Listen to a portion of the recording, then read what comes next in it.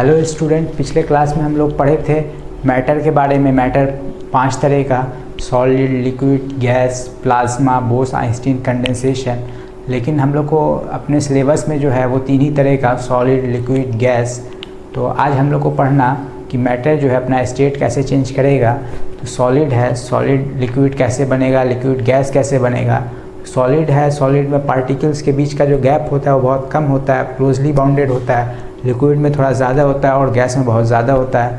तो सॉलिड को अगर हमको लिक्विड बनाना है, किसी सॉलिड को, इस पेन को अगर हमको लिक्विड बनाना है, इसको गर्म करेंगे, इसको अगर हीट करेंगे, इसके पार्टिकल के बीच का गैप कम होगा, इसके बीच फोर्स ऑफ अट्रैक्शन बढ़ेगा, काइनेटिक एनर्जी बढ़ेगी। काइनेटिक एनर्जी जब बढ़ेगी तो उसका क्या कहते हैं, काइनेटिक एनर्जी जब इसकी बढ़ जाएगी तो वो उसके बीच फोर्स ऑफ अट्रैक्शन कम हो जाएगा। जब फोर्स ऑफ अट्रैक्शन कम हो जाएगा तो पार्टिकल दूर दूर हो जाएगा, और जब पार्टिकल दूर दूर होगा तो वो लिक्विड में कन्वर्ट हो जाएगा। और उस पॉइंट पे, जिस पॉइंट पे सॉलिड लिक्विड में कन्वर्ट हो, the temperature at which a solid change to liquid, उसी पॉइंट को हम लोग मेल्टिंग पॉइंट और फ्यूज़न कहेंगे। और उसके बाद लिक्विड जो है उसको अगर हम लोग गर्म करें और वो गैस में कन्वर्ट हो जाए, और उस पॉइंट पे, जिस पॉइंट पे लिक्विड बॉयल करना, मतलब गैस में कन्वर्ट होना स्टार्ट हो जाए, उसी पॉइंट को हम लोग वेपोराइजेशन और बॉइलिंग पॉइंट कहेंगे। ठीक है। इसके बाद किसी भी सॉलिड लिक्विड में अगर कोई इम्प्योरिटी मिला दें, कुछ इम्प्योरिटी मिला दें, तब भी उसका बॉइलिंग पॉइंट बढ़ जाएगा। जैसे मान लीजिए किसी लिक्विड को हम लोग 100 डिग्री सी पर, पानी को 100 डिग्री सी पर अगर हम लोग गर्म करें तो पानी वेपर बनेगा। तो इसमें अगर पानी में हम लोग कुछ मिला दें, चीनी, नमक कुछ मिला दें, तो पानी का बॉइलिंग पॉइंट बढ़ जाएगा। यानी उसको अब 100 डिग्री से ज़्यादा तक गर्म करना पड़ेगा, तब वो चेंज करेगा गैस में, पानी के मतलब वेपर में। और या अगर इसका प्रेशर बढ़ा दें, तो प्रेशर कैसे बढ़ाएंगे? प्रेशर इस तरह से बढ़ाएंगे कि पानी को अगर हम लोग प्रेशर कुकर में गर्म करें, प्रेशर कुकर में गर्म करने का मतलब है उसके वेपर को हम लोग बाहर जाने से रोक दें। उसके वेपर को अगर बाहर जाने से रोक देंगे, उसके अंदर प्रेशर बढ़ जाएगा। प्रेशर बढ़ जाएगा तो उसका टेम्परेचर राइज करेगा। उसी को हम लोग बोलेंगे इंक्रीज इन बॉइलिंग पॉइंट। ठीक है। अब इस चीज़ को आप लोग नोट कर लें, हम इसको आगे थोड़ा बताएंगे, इसलिए हम बीच का थोड़ा मिटा रहे हैं, इसको आप लोग नोट कर लीजिए। ओके।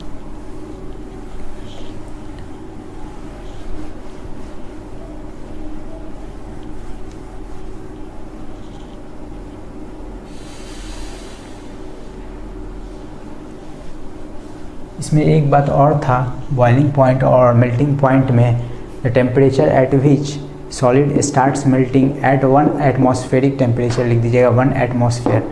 ठीक है। उसके आगे लिख लीजिएगा, बॉइलिंग पॉइंट में भी लिख लीजिएगा, मेल्टिंग पॉइंट में भी लिख लीजिएगा। उसके बाद आता है latent heat of fusion. Latent heat of fusion क्या है कि जब सॉलिड जो है लिक्विड में कन्वर्ट होना स्टार्ट होता है, तो इसका हम लोग अगर ग्राफ बनाएंगे, इसको हम मिटाएँ इसलिए हैं, इधर टाइम है, इधर टेम्परेचर है। तो इसका अगर हम लोग ग्राफ बनाएं, तो मान लीजिए सॉलिड यहाँ 0 डिग्री है। यहाँ से अगर हम लोग पानी को गर्म करें, पानी ही को गर्म करें, यहाँ 20 है, 40 है।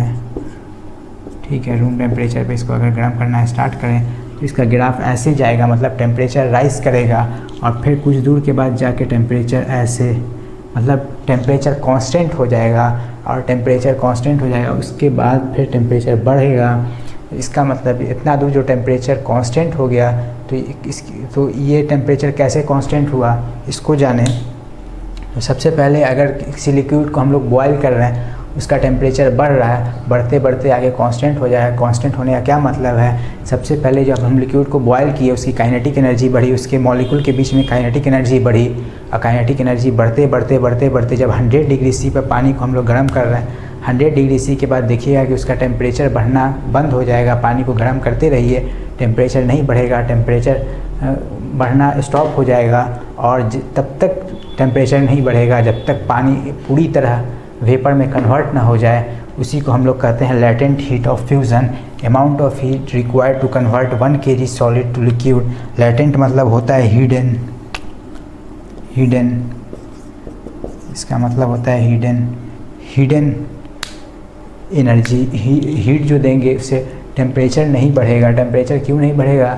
कि इसकी काइनेटिक, इसकी जो एनर्जी है वो दो पार्टिकल के बीच फोर्स ऑफ अट्रैक्शन को तोड़ने में लग गई, टेम्परेचर बढ़ाने में नहीं लगी बल्कि फोर्स ऑफ अट्रैक्शन को तोड़ रहा है। फोर्स ऑफ अट्रैक्शन को जब तोड़ेगा तो उसके बीच का फोर्स ऑफ अट्रैक्शन कम होगा, और फोर्स ऑफ अट्रैक्शन जब कम होगा तो ये वेपर बन जाएगा। ओके, उसी के बाद होता है लेटेंट हीट ऑफ वेपोराइजेशन। जब लिक्विड जो है कन्वर्ट करे गैस में, उसमें भी ऐसे ही होगा, लेटेंट हीट ऑफ वेपोराइजेशन। और जब सॉलिड कन्वर्ट करे लिक्विड में, उसको कहेंगे हम लोग लेटेंट हीट ऑफ फ्यूज़न।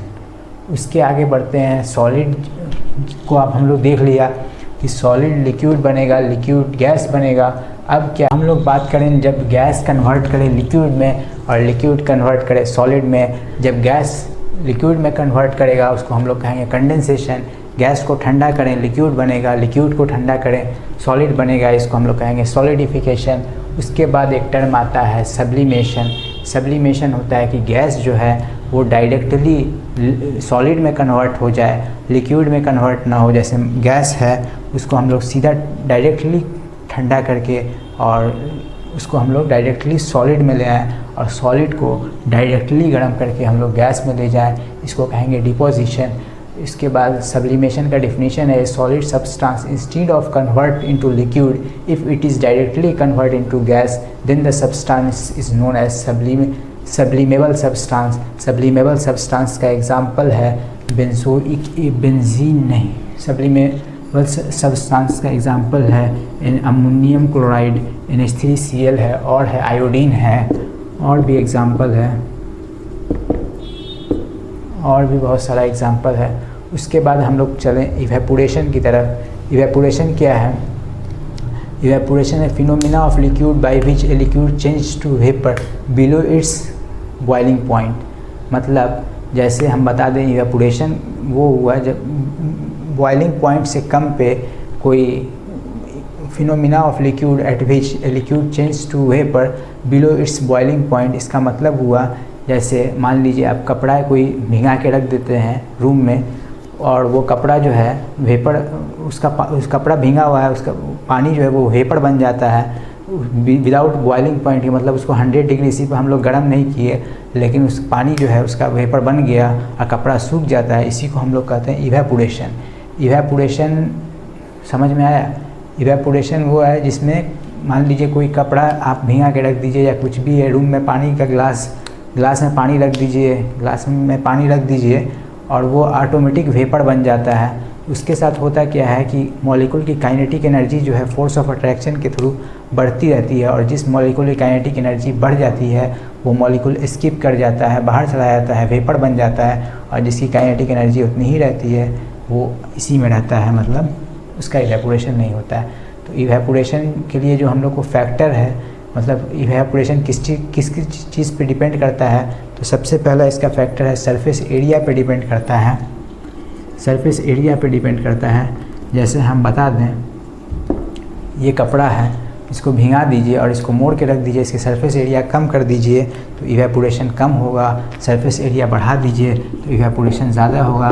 मतलब evaporation directly proportional to surface area है, evaporation directly proportional to wind speed है, evaporation directly proportional to temperature है। विंड स्पीड क्या है? इस रूम में कपड़े को सूखने के लिए रख दीजिए ऐसे मोड़ के, या इसको खोल के रख दीजिए, इसका सरफेस एरिया बढ़ जाएगा।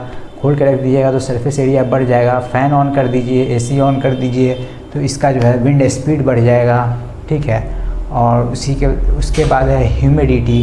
ह्यूमिडिटी क्या है कि वाटर, ये ह्यूमिडिटी है, ये है कि एयर में जितना वाटर मॉलिक्यूल प्रेजेंट है उसको हम लोग ह्यूमिडिटी कहते हैं। जैसे आप देखे होंगे कि ये इसमें आता है ना, न्यूज़ में देता है कि क्या कहते हैं टेम्परेचर इतना है, ह्यूमिडिटी इतना है। तो ह्यूमिडिटी वही है कि वाटर मॉलिक्यूल जितना प्रेजेंट है एयर में, एटमॉस्फेयर में, उसको हम लोग कहते हैं ह्यूमिडिटी। तो जितना वाटर मॉलिक्यूल प्रेजेंट होगा एयर में उतना ह्यूमिडिटी ज़्यादा होगी, और जितना ह्यूमिडिटी ज़्यादा होगी उतना इवेपोरेशन कम होगा। यानी ह्यूमिडिटी इन्वर्सली प्रोपोर्शनल है इवेपोरेशन के, ह्यूमिडिटी इन्वर्सली प्रोपोर्शनल है इवेपोरेशन की। और उसके बाद नेचर ऑफ लिक्विड पे भी डिपेंड करेगा, लिक्विड कौन सा है, पानी है, तेल है और हनी है, क्या है, इस पे भी डिपेंड करता है। इसको हम लोग दूसरे टर्म में कहें तो इवेपोरेशन डिपेंड करता है कि ये क्या कहते हैं, नेचर ऑफ लिक्विड को हम लोग का डेंसिटी पे भी डिपेंड करता है, डेंसिटी कहें इसको, नेचर ऑफ लिक्विड कहें। उसके बाद एक आपके बुक में दिया हुआ है cooling caused by evaporation, evaporation के कारण कूलिंग क्यों होती है, तो उसका भी ये रीज़न ये है कि जब जो मोर जिस पार्टिकल की एनर्जी ज़्यादा होती है वो पार्टिकल वहाँ से निकल जाता है। वाटर जिस दो मॉलिक्यूल के बीच फोर्स ऑफ अट्रैक्शन है, और ये फोर्स ऑफ अट्रैक्शन ये मॉलिक्यूल ये क्या कहते हैं रैंडम डायरेक्शन में इसका मोशन है, और इस मोशन के थ्रू किसी की काइनेटिक एनर्जी बढ़ जाएगी, और जिसकी काइनेटिक एनर्जी बढ़ जाएगी वो उस सरफेस से बाहर चला जाएगा। जिस मॉलिक्यूल की काइनेटिक एनर्जी बढ़ जाएगी वो बाहर चला जाएगा, और जो बचेगा उसकी मतलब एवरेज काइनेटिक एनर्जी जो है वो घट जाएगी। जब एवरेज काइनेटिक एनर्जी घट जाएगी, एवरेज काइनेटिक एनर्जी जब घट जाएगी तब उसका टेम्परेचर कम हो जाएगा। ओके, इतनी बात समझ गए? इतनी बात अगर समझ में आई हो तो अब हम लोग ये चैप्टर इसी के साथ फिनिश है। अब हम लोग नेक्स्ट चैप्टर स्टार्ट करेंगे।